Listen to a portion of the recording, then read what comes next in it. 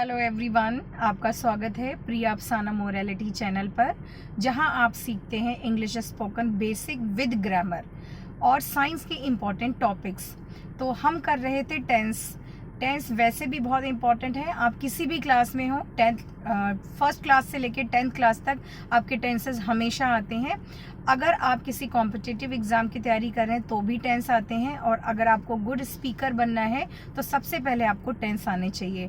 तो हमारा फोकस पहले टेंस पे, उसके बाद में हम ग्रामर के टॉपिक्स करेंगे। आज का मेरा टेंस है सिंपल पास्ट। ठीक है, हमने लास्ट टाइम सिंपल प्रेजेंट किया था, हम उसी से कनेक्ट रहेंगे।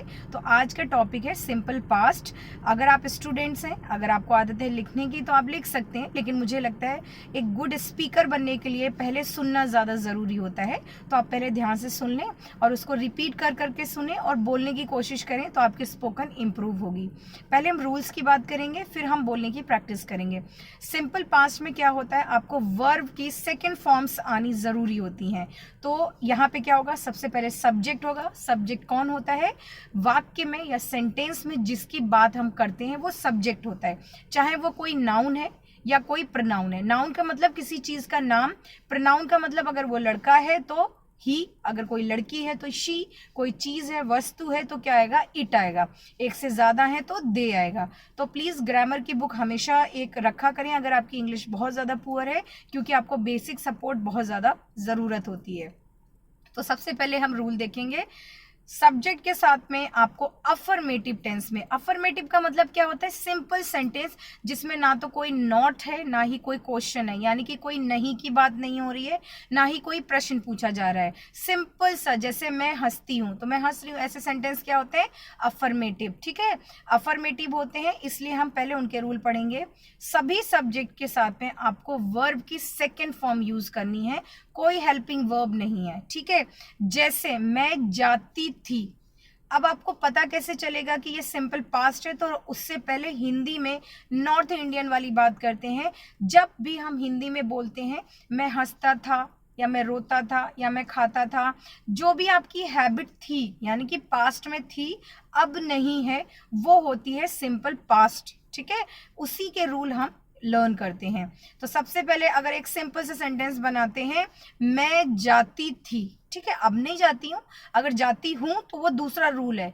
मैं जाती थी, तो मैं का मतलब क्या है, आई, और गो की सेकेंड फॉर्म क्या होती है, वेंट।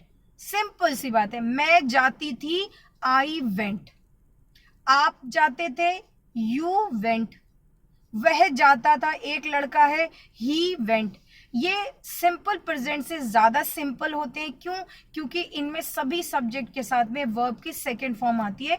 तो आप कंफ्यूज नहीं होंगे, ज्यादा आपको फोकस करना पड़ेगा सिंपल प्रेजेंट में, क्योंकि वहां पे रूल चेंज हैं। आप मेरी वीडियो देख सकते हैं अगर आपने सिंपल प्रेजेंट के रूल्स नहीं देखे हैं।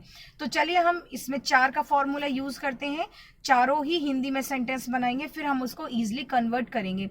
जैसे मैं जाती थी, आई वेंट।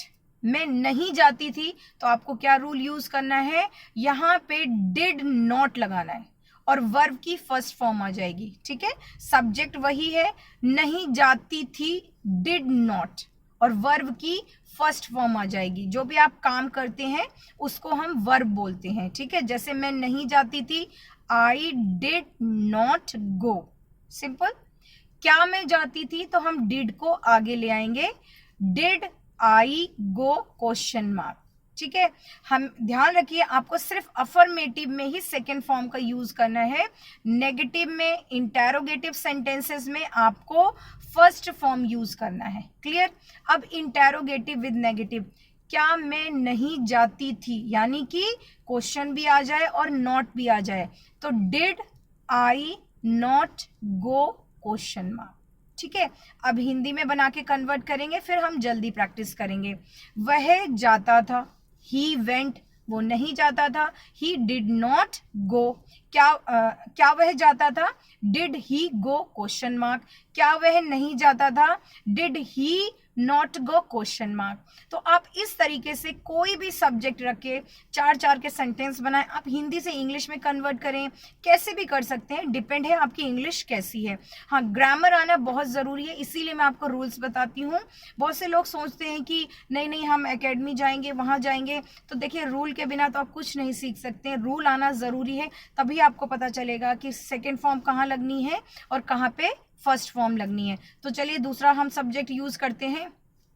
बच्चे खेलते थे। जैसे आप कोई नॉर्मल बात कर रहे हैं तो आप बात करें पहले, यहाँ बच्चे खेलते थे। बच्चे खेलते थे तो बच्चे चिल्ड्रन प्लेड। सिंपल प्ले की सेकेंड फॉर्म प्लेड। बच्चे नहीं खेलते थे, children did not play. Okay, क्या बच्चे खेलते थे? तो did children play question mark. क्या बच्चे नहीं खेलते थे? Did children not play. तो आप इस तरीके से, आपको जितने भी आपके माइंड में कोई भी ख्याल आता है जो पहले होता था अब नहीं होता है, यानी कि वो कंप्लीट हो चुका है, तब आप वहां पे सिंपल पास्ट के रूल को यूज करेंगे। दोबारा मैं रिपीट कर रही हूं, अगर आप सिंपल सेंटेंस अफर्मेटिव असर्टिव वाला बोल रहे हैं तो वर्ब की सेकेंड फॉर्म लगेगी सब्जेक्ट के साथ में। अगर नेगेटिव सेंटेंस बोल रहे हैं तो डिड नॉट आ जाएगा सब्जेक्ट के साथ में और वर्ब की फर्स्ट फॉर्म आएगी। अगर इंटेरोगेटिव विद नेगेटिव है तो आप क्या करेंगे? सब्जेक्ट प्लस आपको क्या लें, सबसे पहले आप लेंगे डिड को, फिर सब्जेक्ट को लेंगे, फिर नॉट को लेंगे, और फिर अगर ऑब्जेक्ट है तो ठीक है, नहीं तो सेंटेंस कंप्लीट है। ये बहुत इजी है, मैं अपनी एकेडमी में बच्चों को प्रैक्टिस कराती हूँ और मुझे अच्छे से पता है कि वो एक बार बोलने के बाद में 10 मिनट प्रैक्टिस करते हैं, वो कभी टेंस नहीं भूलते। अगर आपको स्पोकन इंक्रीज करनी है तो आप वीडियो जरूर देखें, रिपीट करके देखें और फटाफट से बना के प्रैक्टिस करें, क्योंकि बिना प्रैक्टिस के कुछ नहीं होगा। एक और बार करते हैं क्विकली विदाउट हिंदी सेंटेंस के। एक बोलूंगी, 4 आप अपने आप से खुद बताएंगे। मैं पढ़ाती थी, ठीक है, तो I taught, I did not teach, did I teach, did I not teach. तो टीच की सेकेंड फॉर्म क्या थी? टॉट। क्लियर? नेगेटिव में नहीं आएगा, इंटेरोगेटिव में नहीं आएगा, इंटेरोगेटिव विद नेगेटिव में भी नहीं आएगा। मैं हंसती थी, आई laughed, I did not laugh, did I laugh, did I not laugh। ठीक है, तो आप अपने खुद के सेंटेंस बना सकते हैं, प्रैक्टिस कर सकते हैं, करें, क्योंकि बच्चों को सेकंड फॉर्म लर्न्स नहीं होती है, बड़ों को तो पता ही नहीं होती है जिनका टच इंग्लिश से नहीं है। तो हर बुक में पीछे की तरफ में जितने भी एक्शन वर्ब्स होते हैं उनकी फॉर्म्स दी होती हैं, फर्स्ट, सेकेंड, थर्ड या प्रेजेंट, पास्ट, इस तरीके से दी होती हैं। प्लीज आप उन्हें लर्न करें, अपनी भाषा को सुधारें और अच्छा बोलें, करेक्ट बोलें। Thank you, have a nice day. अगर आपने मेरा चैनल सब्सक्राइब नहीं किया है तो करें और इसी तरह के सीखें। Thank you.